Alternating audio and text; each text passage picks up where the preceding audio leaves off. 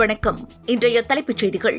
விரைவில் பிளாஸ்டிக் ரூபாய் நோட்டுகளின் ஆயுளை அதிகரிக்க RBI நடவடிக்கை. MLA பதவியை ராஜினாமா செய்யப் போவதில்லை என்று CV சண்முகம் அறிவிப்பு. தேர்ந்தெடுத்த மக்களுக்காக பணியாற்றுவேன் என்று கூறியதால் தாவேகா தரப்பு அதிர்ச்சி. அதிமுகவிலிருந்து மேலும் ஒரு நிர்வாகி விலகினார். முன்னாள் MP இளவரசன் ராஜினாமா. தொகுதி மற்றும் வேட்பாளர் தேர்வில் காங்கிரஸ் கட்சியில் பெருமளவு மோசடி. MP ஜோதிமணி குற்றச்சாட்டில் பரபரப்பு. தங்கம் விலை இன்று அதிகரித்தது. சவரனுக்கு 800 ரூபாய் உயர்வு. இனி விரிவான செய்திகள். பிளாஸ்டிக் ரூபாய் நோட்டுகளை அறிமுகம் செய்வது தொடர்பாக RBI தீவிரமாக பரிசீலித்து வருகிறது. காகிதத்தில் ரூபாய் நோட்டுகள் அச்சிடப்படுவதால் அவை விரைவில் பழுதாகிவிடுகின்றன. எனவே ரூபாய் நோட்டுகளின் ஆயுள் காலத்தை அதிகரிக்க பிளாஸ்டிக்கில் வெளியிட RBI யோசித்து வருகிறது.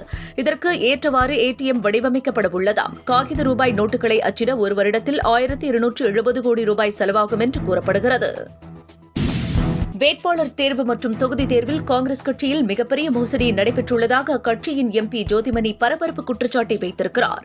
தேர்தல் அனுபவம் இல்லாதவர்களுக்கு சீட்டுகள் ஒதுக்கப்படுவதாகவும் இது தொடர்பாக மேலிட பொறுப்பாளர் கிரிஷ் ஜோடங்கர் தலைமையில் விசாரணை நடத்த வேண்டும் என்றும் அவர் வலியுறுத்தியுள்ளார். MLA பதவியை ராஜினாமா செய்யப் போவதில்லை என்று CV சண்முகம் அறிவித்துள்ளது பரபரப்பை ஏற்படுத்தியுள்ளது. போர்க்கொடி தூக்கிய SP வேலுமணி EPS உடன் இணைந்த போதிலும் CV சண்முகம் எந்த பதிலும் தெரிவிக்காமல் மௌனமாக இருந்தார். அவர் தனது MLA பதவியை ராஜினாமா செய்யவுள்ளதாகவும் கூறப்பட்டது. இந்த நிலையில் தனது MLA பதவியை ராஜினாமா செய்யப் போவதில்லை என்றும் தன்னை தேர்ந்தெடுத்த மக்களுக்கு பணியாற்றப் போவதாகவும் CV சண்முகம் கூறியுள்ளார். இது தாவேகா தரப்பினரை அதிர்ச்சியில் ஆழ்த்தியுள்ளது. திருச்செந்தூரில் சாமி தரிசனத்திற்காக அமைச்சரிடமே அர்ச்சகர் ஒருவர் 4000 ரூபாய் லஞ்சம் வாங்கி சிக்கிய சம்பவம் பரபரப்பை ஏற்படுத்தியுள்ளது. அறநிலையத்துறை அமைச்சர் ரமேஷ் ஒவ்வொரு கோயிலாக சென்று ஆய்வு நடத்தி வருகிறார். இந்த நிலையில் அவர் திருச்செந்தூர் கோவிலுக்கு ஆய்வுக்காக சென்றார். அங்கு அவர் சுவாமியை தரிசனம் செய்ய வேண்டும் என்று ஒரு அர்ச்சகரிடம் கேட்டபோது 4000 ரூபாய் லஞ்சம் கேட்டதாக கூறப்படுகிறது. உடனடியாக அமைச்சர் தனது ஜிபேயிலிருந்து 4000 ரூபாய் அனுப்பி வைத்துள்ளார். இதன் மூலம் அந்த அர்ச்சகர் கையும் களவுமாக பிடிபட்டுள்ளார். அதிமுகவிலிருந்து அடுத்தடுத்து நிர்வாகிகளும் MLAக்களும் விலகி வருகின்றனர். இந்த நிலையில் முன்னாள் MP இளவரசன் அக்கட்சியிலிருந்து விலகியுள்ளார். இளவரசன் அதிமுகவின் துணை கொள்கை பரப்பு செயலாளராக இருந்தவர். அதிமுகவிலிருந்து ஏற்கனவே 4 MLAக்கள் விலகியுள்ளனர். அந்த இடங்களுக்கு இடைத்தேர்தல் நடைபெறவுள்ளது குறிப்பிடத்தக்கது.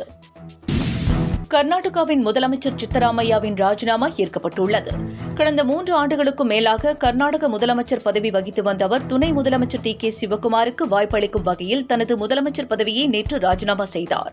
அவருடைய ராஜினாமா ஏற்கப்பட்டுள்ளது. இதனைத் தொடர்ந்து TK சிவக்குமார் முதலமைச்சராக ஜூன் மாதம் 1ஆம் தேதி பதவியேற்கிறார்.